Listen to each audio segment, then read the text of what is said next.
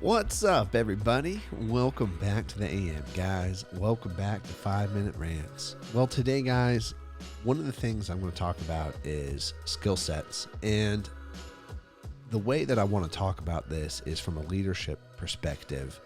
And I want to talk about leading through people. So when you're building and creating and you're in a leadership role, one of the hardest things to do is actually lead through people. And this is what I mean by that. You have a whole list of objectives, goals, and technical things that need to happen in order to accomplish something, in order to build something. So you've got a whole list of objectives, and then those objectives break down into like actionable items, right? And those items have to get done. Now, what happens is you've got to start leading through people once that list becomes so big. Once it becomes too big for you to do by yourself, you got to start leading through people in order to accomplish those objectives and goals.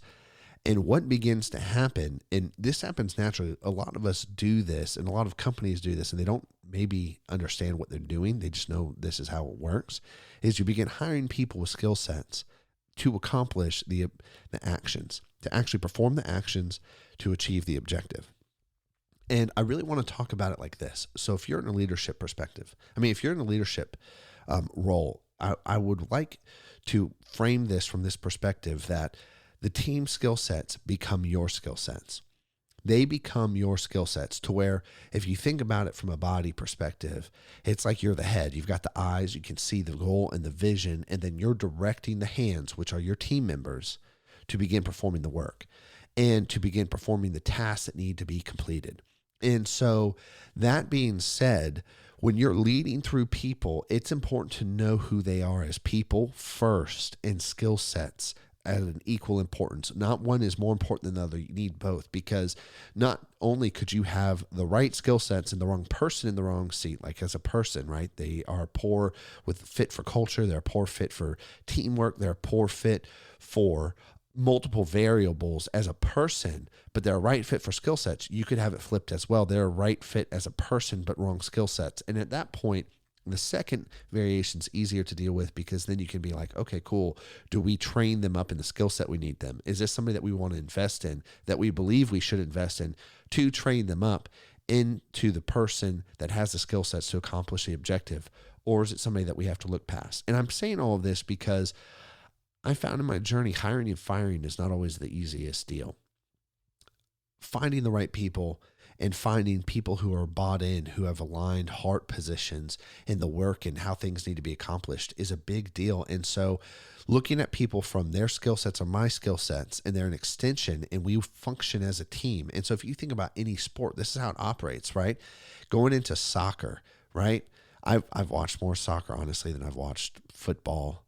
For anybody listening, I'm sorry, but it's just how it is. It's just the way I grew up in life. And so anyways, looking at soccer, the center skill sets are the forward skill sets, and they're not the same, right? You have strikers, and you have all of this happening, and they're different skill sets for different people.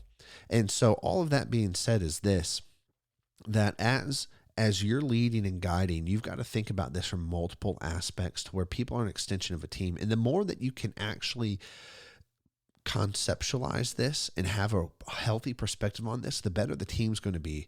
And it's very interesting because treating a team as an extension of yourself, it helps you see where, cool, the team's failures are actually my failures. Because within a team, you have a couple things. You have individual responsibility, and then you have holistic responsibility. So the team is fully responsible across a holistic scale.